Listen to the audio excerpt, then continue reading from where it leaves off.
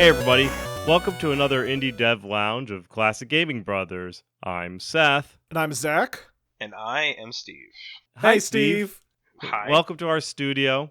We hope that you had a wonderful flight over to our studio and that you appreciate flying on the Classic Gaming Brothers airline, only available for our special guests. If that was an airline, I would not fly it, by the way.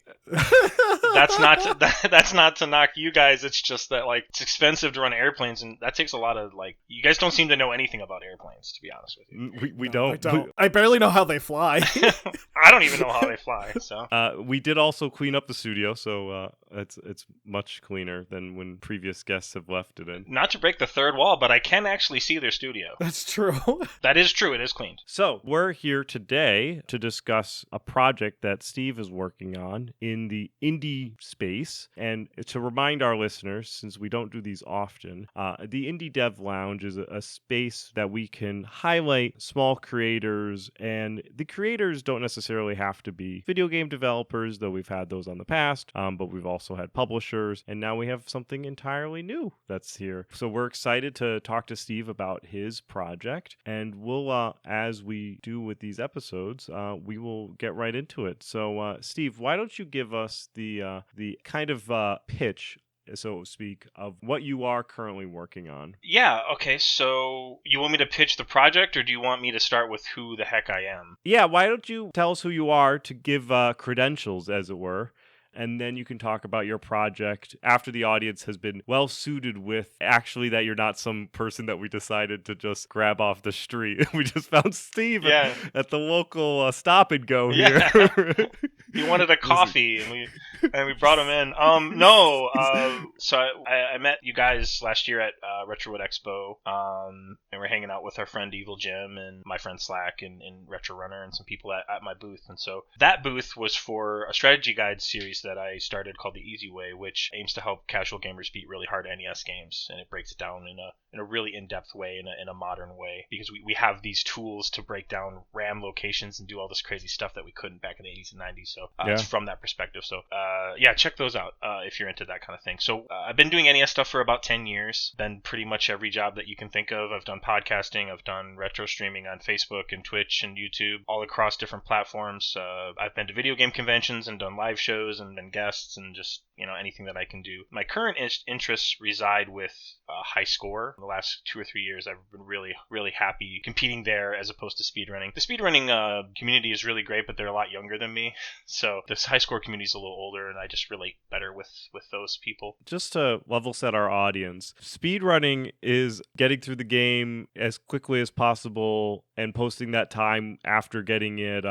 You have to record it, and then you post it to generally speedrun.com to the appropriate game, and then it gets witnessed by a moderator and validated, and then it gets approved and put into the ranking. And so in that speedrunning, you can get through a game however you can. Some use exploits in the game to get through on the time, there's wall jumping in Super Mario Brothers 1 and stuff like that. So, and then now you're talking about high score. Now, what's that versus speedrunning? What's the difference? Well, so that actually segues into the project that I'm working on. So I have a new magazine that I'm going to tell you guys about that I'm working on with a lot of really awesome people. My first article for that magazine is actually a 4-page article about the history of high score as it relates to the NES and how it compares to speedrunning. So most people who are listening may have heard of speedrunning or seen GDQ or something of that nature. So the basic idea was that there were some players who were getting really good at games and they wanted to challenge themselves and try to make the game harder. So they tried to beat the game faster. And in that pursuit, the community kind of rallied around it and they started finding all kinds of glitches, and it just became a fun thing to do, right? What can we find and how fast can we go? It really wasn't about the leaderboard or the world record of it. It was more of a community driven thing,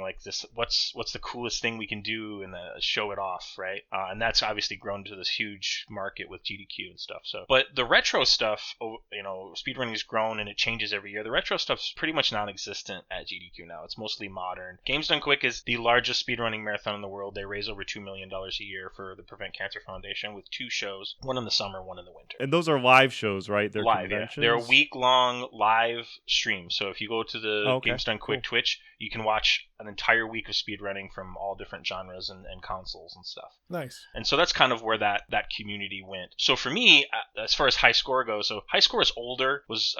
Twin Galaxies was founded 1979 or early 80s, right? Before speedrunning was even a thing. And players have been competing there for a very, very long time. So the knowledge base and the techniques there are much different than with speedrunning. For High Score, glitches and exploits and all that kind of stuff is banned. That makes the runs a lot less watchable, a lot less flashy, and just less entertaining, right? I would say that they're more true to what the developers would want you to do. Some believe that. I enjoy it more because I do feel like it's a more natural way to play through the game, and I have more fun competing that way. But that's just me personally.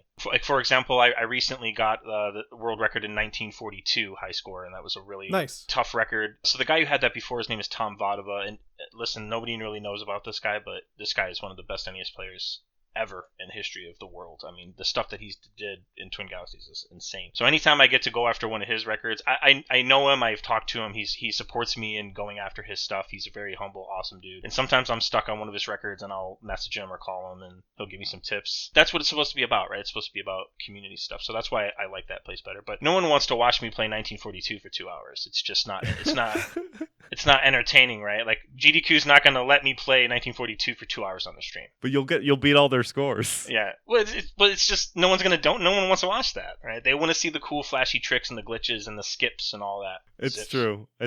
I went down a Super Mario Brothers hole just the other day, and I was watching you watch all the the different exploits that they could do, like the wall jumping and the break through the bricks and stuff like that. And yeah, you can actually get Mario inside of a brick and then slide through the wall. Like that's it's a type of.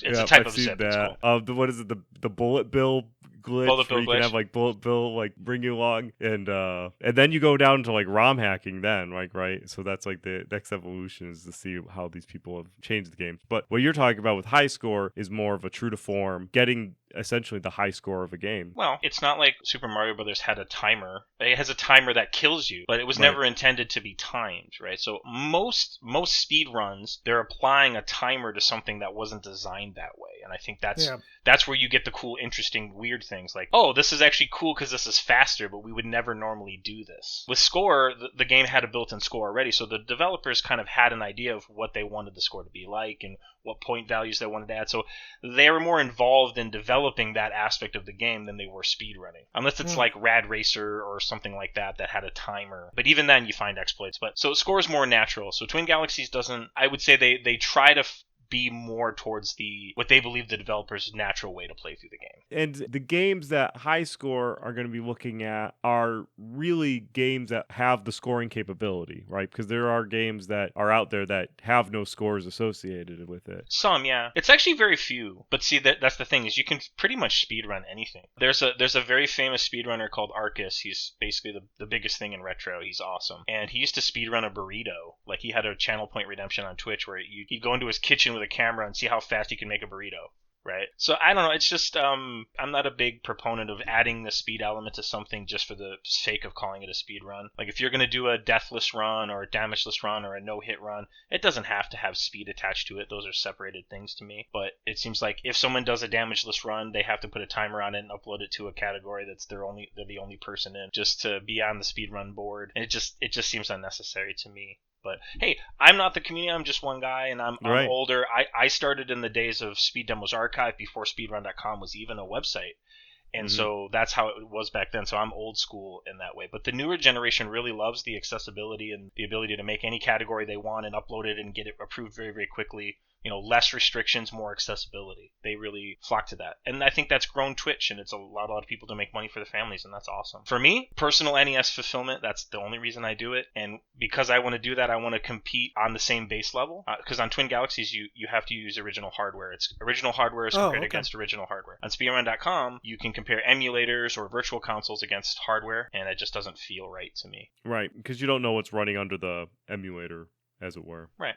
With technology nowadays, you can really do you can have a bot play your speed run and just pretend to do the buttons, Yeah, and which I think, that's not an accusation. I mean, there's been plenty of speedrunners caught cheating on speedrun.com. That's pretty pretty known thing. it's harder to do that on original hardware, for sure. Again, I'm going to talk about in the article that you guys can read in the magazine that we'll get to. But Twin Galaxies has more layers of verification and more hoops that you have to jump through to get your run approved. And so I like that better. I'm willing to put in money and time into my hobby and verify my runs to make them look legit as possible, right? That's what my hobby is. It's what I want to do. Speedrun.com's not really like that. It's more about personal best times, and the world record's almost completely irrelevant on Speedrun.com with most streamers, right? They go to a leaderboard, they just they play for 30 days or 90 days, or they attach some gimmick to it to hype up the speed run. They get a time, and then they move on. And that's totally valid. It's just not what I like to do. Now, so you alluded to the magazine. So why don't we talk about that? So what is coming soon, as it were? Very soon. We don't want to break the time. Like when this was recorded, we'll travel in time. But no, I told you guys I have some books that I published my first book through another publishing company, and that contract expired, and I wanted to make more books, and I just wanted to kind of go off on my own and do my own thing.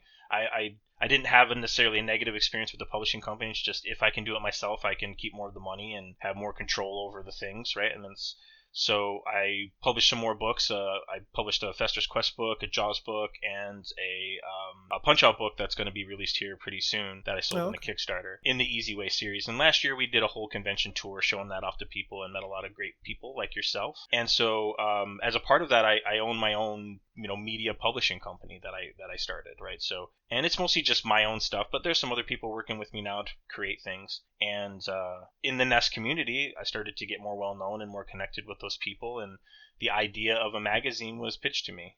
I didn't really like the idea at first, but it was one of those things, right? Where somebody pitches you an idea and you don't really like it. You kind of don't want it to be true because you want to work on something else. And so Slackinator, my good friend that you guys met, we're NES buddies. We talk NES all the time. And he's a damageless NES guy, and I'm a high score guy, so we relate a lot. He was like, look, I think this magazine has some feet, make some calls. So I was like, all right, I'm going to call a few people, and they're going to tell me no, and they don't want to work on it, and we'll just be done with this. And then I called a guy, and he was like, yes, and I called another guy, and he said yes, and then 5-10 calls later, we've got 15 employees. Nice. And so then it was like, well, now I have 15 people that can do stuff, and instead of just me doing the whole guide and shit by myself. So that makes that project a lot more manageable, right?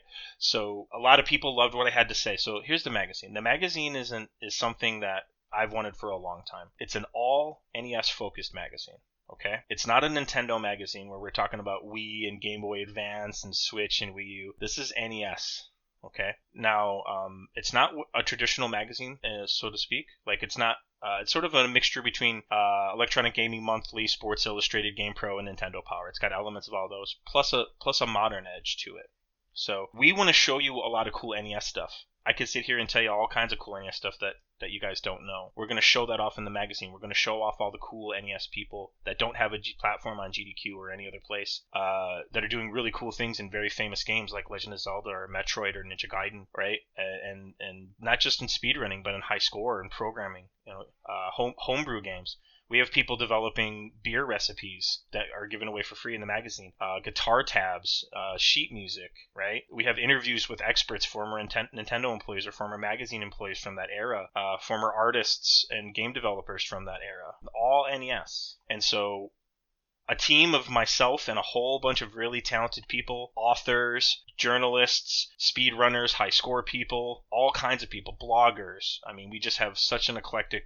we have a guy that's a feature film animator that's working with us. So we have a really, really talented team, and they all love the NES, and that's the central thing. Is the number one thing when we call someone is, how much do you love the NES? Explain how much you love it. And if they did, then they could make stuff with us. And so this is the world's first all NES-focused magazine, and we have categories ranging from things that you never even thought of before. You're going to get articles, you're going to get interviews, you're going to get editorials like you would see in any other magazine, but you're also going to get a bunch of stuff, collectible stuff, pins, comics, posters, cards. We have a Garbage Pail series inspired card set, just anything cool that we can make that gives that nostalgic chord and makes you feel like the NES days. We're going to do it. And so the Kickstarter maybe. It should be live. It should be live when this airs, I think. And for our listeners, in the show notes, we'll have links to the Easy Way guides, and we'll also have links to Steve, or also known as 8-Bit Steve's, kind of like his socials, as well as the Kickstarter, of course, which is probably the primary thing that you guys want to click on,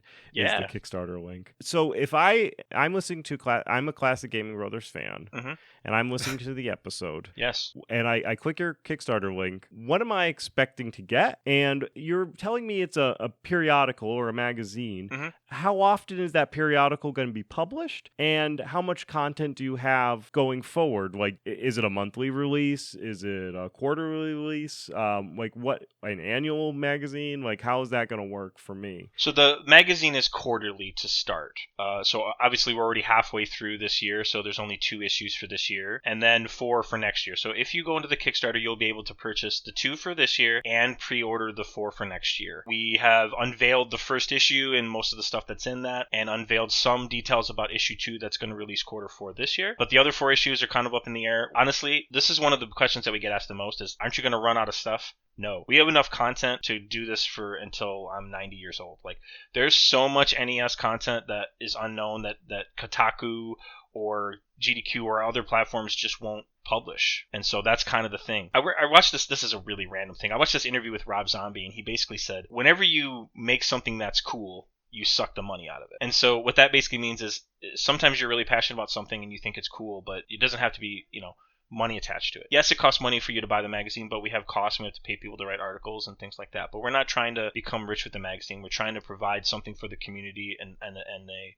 platform for the community to reach out. So it's quarterly. The magazine's going to be somewhere between 40 and 70 pages every issue, unless we do a bigger one. You're gonna have articles from experts. You're gonna have articles from very talented people who know what they're talking about. It's very casual and fun, right? It's more about people. It's a community-focused magazine. So we feature a lot of people in communities. So we talk about not really their accomplishments, but like, hey, this is a cool person who did all these things, but this is who they are and why they're doing these things and how their life is. And that's what the magazine is for. Like, if we interview a Nintendo employee, we talk about their life. How did they get to Nintendo? What was their workplace like? Yeah, we talk about the things that they made there too, but the feature is more about people. We're going to find people who have cool stories like that and interesting things to talk about that are NES related, and we're going to peel the onion back as far as we can and dig as deep as we can. And as the magazine grows, we're going to get access to more and more of those things. As far as other stuff, there's tons of stuff you can get into Kickstarter. We partnered with Canvas Quest, which is a really cool Etsy store. So you can get a canvas print of our first cover artwork. You can get pins. We have custom pins that are being designed specifically for our magazine. It's called NES Pro Magazine. I probably should have said that sooner. That's all right. It'll be in the show notes too. So. Yeah, and so we have custom pins for that, and each issue of the magazine will have the following if you have that tier. You are totally welcome to buy digital versions of the magazine. We also have a free version of the magazine. It's a truncated version, but you can get it totally for free. All you have to do is sign up with your email. Every time we release one, you'll get a free version. So if I miss the Kickstarter, though, I could still sign up.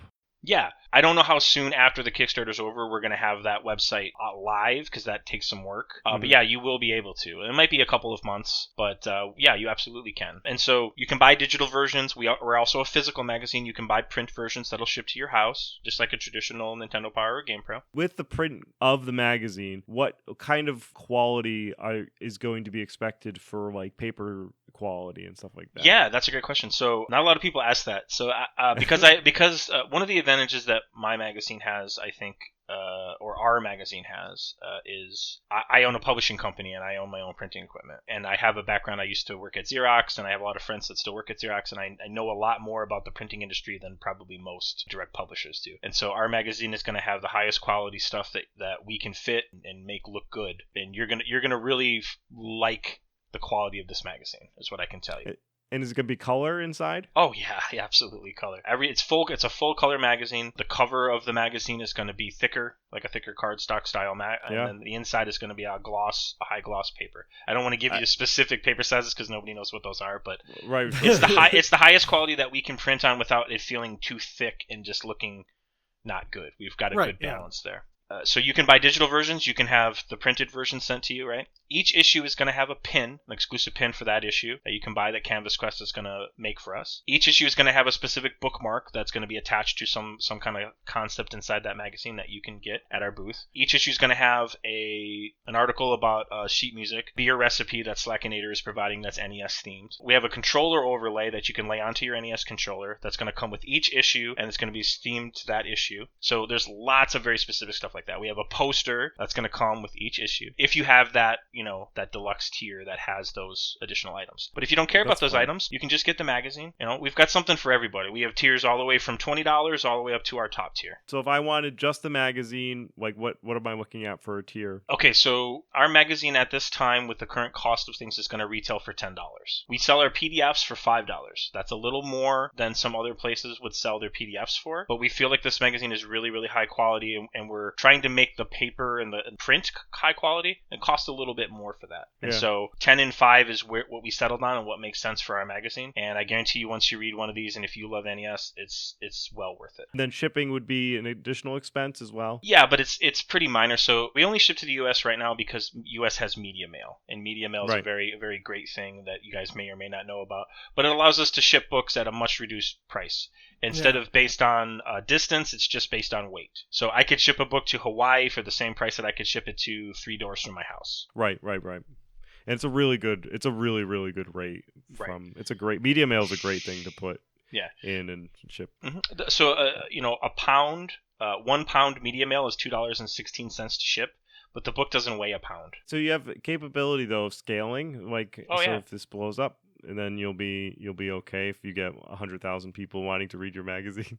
Yeah, it's I wouldn't say it's infinite, but I would love to get to 100,000. But it's just being on our podcast immediately 100,000 subscribers. 100,000 subscribers, guys. Listen, if we get to 100,000 subscribers, you guys are coming. We're doing something. We're going to like an island in the Pacific or something. Right?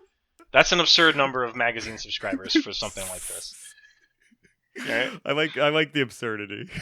I think it is also helpful. So I've actually recently returned to reading a magazine because I feel like in today's market, even in the NES market, it's saturated with games. There's just so many games out there. If you look at the entire industry as a whole, it's just a sea of games. You go on Steam and there's like 10 games launching a second. It's ridiculous. And 100 games going on sale a second. Exactly. Yeah. And new games are being made for the NES. And having a resource like a magazine can help, at least in the way that I generally consume gaming magazines, to kind of try to help me orient to what I want to play, right? To help make that decision for me, because there's too many choices. And if I just end up just scrolling through my Steam list for 4 hours, which is a game in its own right? It's just like... Well, that's kind of what the magazines were doing originally, right? The Game Pros and Nintendo Powers were trying to give you reviews and show you the game so that you could make educated decisions about what to buy in that marketplace. So our second issue of the magazine features Joe Granato, and Joe Granato is one of the guys who developed NES Maker and Mystic Origins and Mystic Searches. Yeah, I met you. He's a nice guy. He's super nice. Yeah, he's featured. We're going to do a whole spread on him and how that came about. And for those listeners out there, because there's still people who come up to me and have no idea what NES Maker is or that people are still making NES games, Joe Granato accidentally made a software, and you can read about it in issue 2 of the magazine, that helps people code NES games without having real coding knowledge. And nothing like that really existed before that. We're talking GUI-based or visual-based NES coding. And so when there are probably more homebrew NES games that have been developed since that software was released than there are actual legit US licensed NES games now. I think there's well over 1,000, probably close to 2,000 or 3,000 homebrew NES games out there. That is a huge thing for the community, right? It's breathed new life into the NES. We can play these on original cartridges. They're great, right? And people can make their own games, just like when you were a kid. But we're going to try to feature as many homebrew games as possible, especially the ones that me and my friends like, or other writers want to write about that they like. And we're going to try to do that as much as possible, right? And I think as the magazine grows, we're going to have more and more homebrew people that want to be featured and be a part of the magazine going forward. So why did you decide on this project? Why did you decide decide on doing a magazine? I like collaborating with people, right? Like, I love NES. I like being friends with other people who love NES. I like talking about it. I like discovering new strategies and talking about the games, right? Because that's what it was like when we were kids. And so I think everyone that plays retro, for the most part, at least that are like me, are trying to connect with that part of their life, their nostalgic part of their life. And so the more friends of that I started to get, my friends wanted to make it. So they're like, hey, our friend Steve is a publisher and he's written books and he knows how to do this. So let's work together with him. And then we brought on guys for video and guys for art and guys who had different skill sets than me. And they all love NES and they're just all kind of driving towards a specific goal. So nice. The main reason is, like I said earlier in the cast, I've pretty much done it in every aspect of NES that there is, right? I want to make new stuff. I want to try to innovate new things, right? Yeah. I don't think there's ever been an all NES magazine except for early Nintendo Power, and certainly not something as comprehensive as this with as much content, and certainly not stuff that's made directly by people working in these particular industries. So that's interesting to me. I love to innovate and make new things, especially when it helps the community. I think this is going to help homebrew people. It's going to help streamers. And those are all my friends, right? These are all the people who spend every day of their life playing NES. And so it gives them a platform to show their stuff off. I think it's great, this idea, because off the top of my head, I can't really think of almost any currently running NES themed magazines of this kind of nature. I know there's I think it's Retro Something Magazine, which does all sorts of retro games, but it honestly gets kind of confusing. So Retro Magazine was started years back. Actually, one of the co-founders of that magazine is our editor-in-chief. Awesome. David. He came on as the editor-in-chief of that magazine, and he's done all kinds of other awesome stuff too. He's an awesome dude. So that magazine went bankrupt and was sold to another company that started producing it for a while, and then COVID hit, and then they went to website only. And then now they're not producing it anymore. And okay, yeah. But there's Retro Gamer Magazine, and there's Retro Magazine, and that got a little confusing. One's released in the UK, one was US based. Yeah. I remember picking up Retro Gamer a few times, and I was like, oh, this is really cool. And then half the stuff was about the ZX Spectrum, and I was like, I don't know what this is. I was like, it's cool, but like... It's the same for me. I mean, there's lots of great magazines out there. Old School Gamer Magazine is really great with Todd Friedman and Ryan Berger. Those are cool dudes. I love what they're doing, and they've built a really big magazine over the course of 4 years.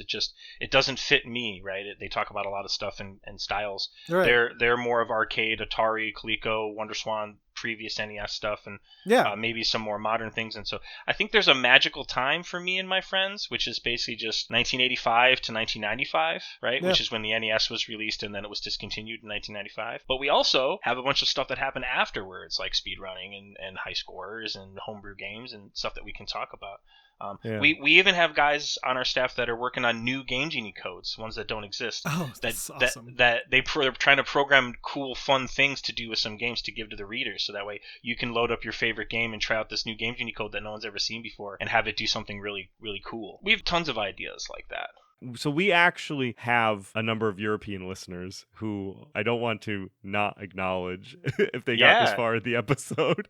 Listen, guys, I would love to send you my magazine. It's too cost prohibitive. The shipping is just too expensive. Maybe a year down the road, once we've established the magazine more and we have some more revenue, we could do subsidized shipping for you guys. But to start off, we're just not going to be able to do that. Would you work with, if it was like a one-off and somebody wanted and was willing to pay for the shipping? Yes. They're not going to want to pay for the shipping. It's gonna cost 4 to 8 times the cost of the magazine, and it's going to be inside customs for 3 or 4 weeks. There you go. If anyone's got deep pockets and really wants a NES magazine, then but the PDF will be available, which they can they can buy and they can for sure get the digital PDF. So your European listeners, if you're interested for NES Pro, there will be a digital PDF that you can purchase, and it will be free to ship to you because it will come via the internet. Yeah, so other magazines, so there's another great magazine out there called Nintendo Force that focuses on Nintendo, but I want to sit here and say I've read every single issue they've released, but I think generally their stuff focuses on Wii U,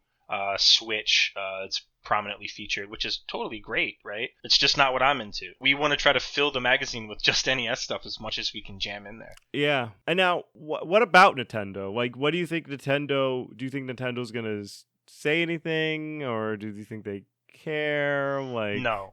this is probably, I don't know. Look, I'm going to sit here and say that I'm sort of expert, but here's what I can tell you. I worked at another publishing company for a couple of years, and that publishing company had 12 Kickstarters across 10 years. And they'd released all kinds of stuff that's under fair use, and they'd never had any problems.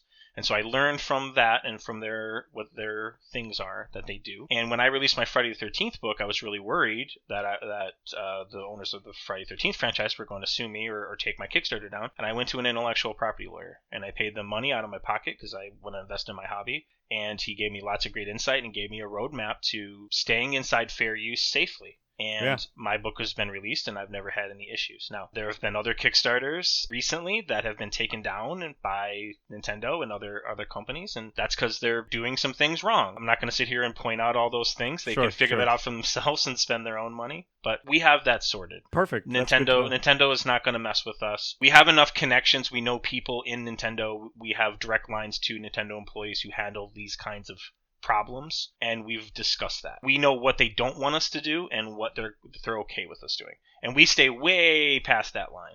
Right? Yeah. We don't go anywhere near it. If they say don't do it, we don't even dabble. Which, I mean, adds to your validity, right? So it's not like you're going to create something that's going to get immediately squashed by the big old corporate lawyers or anything. Which is great. Because, all the stuff in our magazine is from a console that they don't even sell anymore. Nintendo Force is doing stuff on the Wii U, and they have comics and stuff in their magazine, and that's all fine. So we're very squarely, safely inside that. Now, I can't say we're not going to try to push the boundaries in some areas and see where it lies, because we want to have fun and we want to make cool things. But, the magazine is very safe from that, from a fair use perspective. So I don't know if we've talked about your involvement with the NES community. We've talked about NES Pro, but where does your obsession with the NES come from, and why is it not an Atari 2600 or an SNES, or why did the Master System?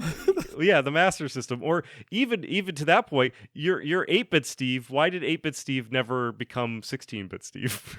Well, okay, you're starting to sound like my therapist, but no, this is the truth of it. So I have an unhealthy obsession for the NES, and it's not really explainable. Here's the deal. There's a time I think when we're young, we don't know a lot about the world. And so our brain doesn't have a lot to think about. So we focus on things that make us happy in fleeting moments. And that's why we have a lot of nostalgic connection for things when we're young, right? Because our brain starts to stop making those connections as we get older. We get sadder, and we have more memories in there clouding things up, and things just get more complicated. It's harder to tell what makes you happy and what doesn't. So when we look back in our childhood, we think of these memories and we get happy because that's the only emotion that we had in our head at that time, right? So I grew up in a very poor suburb of Detroit, and my dad had a lot of odd jobs, and we moved around a lot. I went to 4 different elementary schools, right? And so it's really tough to make friends when you're just moving all the time, right? Like I'd make a friend, and then next year in the summer I'm at a different school. Right? And so for me, my first introduction to the NES was when I was 5. We couldn't afford one, but my uncles got one. I have some older uncles, and they got one for Christmas that year, right? And so I watched them play Mario Brothers, and they got Trojan pretty quickly after that. And I didn't have anyone to anything to do, so my mom would just sit me in front of the TV, and I just played that all day. So it was sort of my babysitter, so to speak. Yeah. And then I just started to get really good at it over time because I just played it a lot. And, when you're young, your hand-eye coordination connects faster, and you develop those muscle memories quicker because your synapses are firing better and you haven't caffeinated your body for 30 years. That's kind of where it started for me. I just fell in love with doing that. And then once I realized that I was really good, other kids started to notice that. So when I would go to school, I couldn't make friends, right? Because I was poor and I had crappy poor clothes and bad shoes, right? And sometimes I didn't brush my hair because my mom was in a rush or whatever, right? But whenever the kids started talking about Nintendo, I would be like, well, I know how to do that, right? Yeah. And they'd be like, shut up, braggy guy. I'm coming to your house. I'm like, okay. And so they come over my house and I'd beat DuckTales, or I'd beat Super Mario, or beat Mega Man 2, right? They angry became your friends. But only because I knew stuff about Nintendo. So at first it was just a cool thing that I could do, that I could relate with some kids who pretended to be my friend for a while because I was good at a Nintendo when I was in elementary school and early on. And so that's kind of how that came about. So in elementary school, they called me Nintendo Steve. That's because fun. we had a lot of Steves, because it's a very common name. Someone would be like, oh, you don't know how to get past this thing in Zelda? Go talk to Nintendo Steve. And some random kid would walk up to me on the playground and be like, where's this in Mylan's castle? Where do you find this? And I would just... I would just tell them. Did you have a cloak? Did you sit? No, it sounds ridiculous. I know, it sounds totally Nintendo ridiculous. Steve. You have to cross through the hopscotch patch and cut over across the slides in the jungle gym. You know, it's just a thing that I tried to use to make friends with other kids in the neighborhood. We would play Nintendo together. We'd swap Nintendo games, and it was just a commonality that I could share with other kids, right? And they were amazed at the things that I could do, and that was fun to feel important, when you're 5 or 6 or 7 years old. It's got to be neat though, being in your position and seeing this kind of more recent resurgence of these. With the Twitch streaming, because Twitch streaming hasn't been around forever, and now there's the retro collection, and there's this huge resurgence of retro gaming, which I've been a video gamer since I was a child as well, and I feel like this retro gaming kind of revolution has only been going on in the last maybe 10 years or maybe so. So it's got to be unique, kind of seeing the scene get revitalized. It's awesome. I mean, this is I don't know, it's a cliche thing now for me, but you hear a lot of bios or gamers. I've been gaming since 3 years old or 4 years old.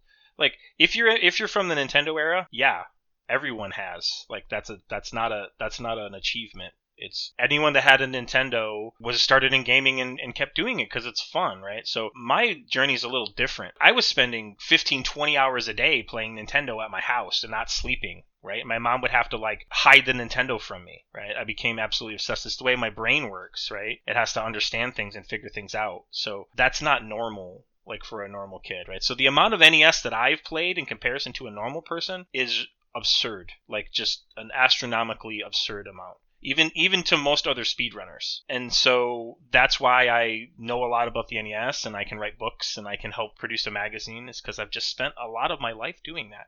But the thing, to your point there was a period where, NES games were 2 cents at Funkoland, and everyone just traded them in, and we moved on to Super Nintendo. And I played Super Nintendo and Sega and 64. A little bit of PlayStation 1, and then I was older in high school then, and I moved over to PC gaming, and that fell in love with that. Started playing StarCraft and Diablo 2 and Warcraft, and PC gaming just took off for me. And I didn't really play Nintendo a lot, but every now and then in my 20s and in late high school, I would go to a party and they'd have a Nintendo there, and they'd be like, hey, do this thing, guy, right? And they beat Mario Brothers, and then everyone would cheer, right? And they're all drunk or whatever. Dance for us, dance! Yes, dance, monkey!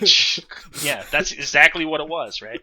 And then I dabbled in other things. I played laser tag for a while, and I competitive card games, and NES always was around. People still had nostalgic connections to it. And again, the big resurgence is basically just one guy, and that's Angry Video Game Nerd. Without him, we wouldn't be here. None of us would be here. That's the guy, right? He is the pioneer. He's the Michael Jordan of retro games. He's the guy. So I started watching that stuff, and then that took off into Pat the NES Punk and all kinds of other spin-offs as YouTube grew. And then speedrunning, Mike Uwama and the early guys. So the early speedrunning guys I watch, you guys probably don't know these names, but can I tell you a short story about how I got started in speeding? So I was in a relationship for a really long time, and I was collecting NES, but I wasn't actively playing, and I didn't really know a lot about speedrunning at all, if it even existed. And I was engaged, and the engagement broke off, and we were together for 7 years. And so I was left with a good job and unlimited time to do whatever I wanted to do. I sat down for some months, and I said, okay, what are the things that I really love? What was something that's going to make me happy? And when I was younger, I really was into music, and I played guitar and bass and drums and some bands. I said, I really like music. I'd like to get back into that. And I said, I really love NES, right? Those are two things I really love. Music seemed harder because I hadn't played in 20 years, right? Yeah. And so I was like, man, I don't want to learn guitar again and go through the whole band thing. And so I was like, let's look up NES. Who's good at NES? What's going on with this, right? And I found speedrunning, and I found Sinister One. Sinister One was doing a pacifist Ninja Gaiden run. That's where you don't slice with your sword unless you're at a boss. And then I watched Funk Doc at a very early GDQ, complete Castlevania without dying live on the stream. Castlevania 3. I'm sorry, wow. Castlevania 3, not Castlevania 1, Castlevania 3. And I was just blown away. I was like, the level that they were at then seemed in outer space to me. And I was like, holy cow, how do I get there? Like, I thought I was good. So then I loaded up those games and I'm getting hammered, right? Because I think I'm good from when I'm 8 or 15. And so what I did is I said, okay, am I good or do I just think I'm good? So this is legit what happened. January 1st of that following year, I got separated from my ex in November. I started playing NES every single day. I blocked off a 6-hour period every day, and I would play through NES games. Right? I would force myself to play that. I did that for 365 straight days. I did it on Christmas. I did not take any breaks. I picked 10 games, and I tried to play through all 10 games every day. Ninja Gaiden, Jaws, Karate Kid, Battletoads, Ghosts and Goblins, Silver Surfer, Ninja Turtles. I picked the hardest games. Yeah. So some rough games. Yes, and listen, at first I got my ass kicked because I didn't know anything about the games, but as I played more and I learned more, and I watched the other speedrunner strategies, I got a lot better. And eventually I could beat all 10 of those games every day. And it was like going to the gym. And so that's not normal, people. If anyone wants to know how I got good at NES, I played it a lot and I sacrificed a lot in my life and I lost relationships and lost jobs and lost money obsessively playing NES. But luckily I have a better balance in my life than I did back then because I'm married now. My wife keeps me on track and I don't just get to binge. I think that's a good significant other. That's kind of they're supposed to compliment you, and Yeah. sometimes complimenting means that they need to keep you away from yourself, because Yes. sometimes we can be our own worst enemies. She keeps my for train sure. on the tracks, man. Yeah. I wouldn't have been able to do it. 8-Bit Steve would not have been possible without her. She keeps me balanced and on track and tells me when I've gone over the edge, which happens more frequently than I would like to admit. And it's very frustrating because, like, I know I'm going over the edge, but I don't want her to know. And then she'll come in and be like, give me the look. Like, why are you playing 1942 for 8 hours? Right? Like, why are you doing that? You need to eat and do other things. This is a pun, but it's a sickness. Like, I have a sickness. Oh, That's that would have been a good pun. That's a good runner-up name for Yeah, a if you magazine. need to do a second magazine, do called Sickness. There you go. And I think so. I think speedrunners, you have to be a little obsessive, like, and sometimes a lot obsessive. It's a passion thing. It's a thing that drives you crazy. In cap on the magazine, right? The Kickstarter is going to hopefully be live. It's got a lot of great stuff in it. Foil versions of the magazine. You can get access to quarterly meetings with the staff. You can get special Discord rights. You can get early access to the magazines. You can get pins, posters, bookmarks, controller overlays, custom Garbage Pail Kid themed cards. There's tons of cool stuff that you can get other than just the magazine. Plus, it's completely packed full of the coolest NES people and topics and content that we can find. At the end of the day, Zach is the collector of the brothers, right? So he's the one that actually has. So NES. he's buying He the has top NES tier. cartridges. No, but the thing is, at the end of the day, Zach is also the frugal of the brothers. Right. So like, so he's gonna I'm borrow the buy money from you.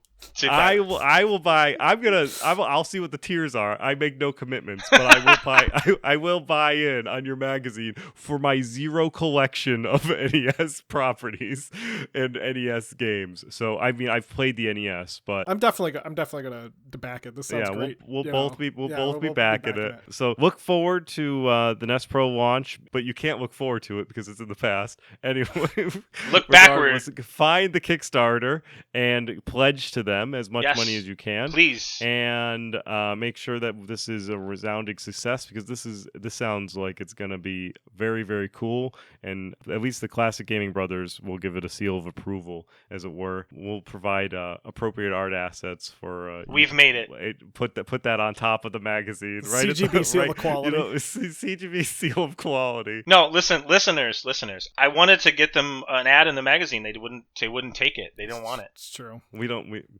don't advertise. They don't We advertise. don't. Yeah. If you couldn't tell. So if you buy the magazine, you listen to this podcast, and they don't have an ad in there, it's not because of us. We offered it to them. So I hope everyone has enjoyed the episode. That's going to conclude our Indie Dev Lounge episode. All of 8-Bit Steve's info will be in the show notes. Do you want to do some of your social plugs and stuff like that, and then we'll? I'm on we'll all the wrap up normal our stuff. I'm on Twitch and Twitter. So if you see me on Twitch and Twitter, it's 8-Bit Steve with the word. So it's EIGHTBITSTEVE. So that's Twitter and Twitch. You can go to my website 8bitsteve.com. That's with a number though, so it's a little confusing. Apologies. So it's the number 8, BitSteve, and then easywayguides.com for the strategy guides. And when the website launches, it's going to be NES Pro Magazine, NES-PRO Magazine.com. And all those links will be in the show notes as well. And our information, of course, we're Classic Gaming Brothers. We're on Facebook, Instagram, and Twitch at Classic Gaming Brothers. And on Twitter, we are CG Brothers Pod. Feel free to like and subscribe to all of our stuff as well, and so you'll know about upcoming episodes, including special content like this. If you want to send us an email, you can send us an email at classicgamingbrothers@gmail.com, and you can listen to us on all where podcasting apps are available. Zach, is there anything else? Don't play games like my brother. And don't play games like my brother. Don't play games like me. I've been Seth. I've been Zach. I've been obsessed. And we've been the Classic Gaming Brothers. And Steve. And Steve. That's right. And Steve. That's right.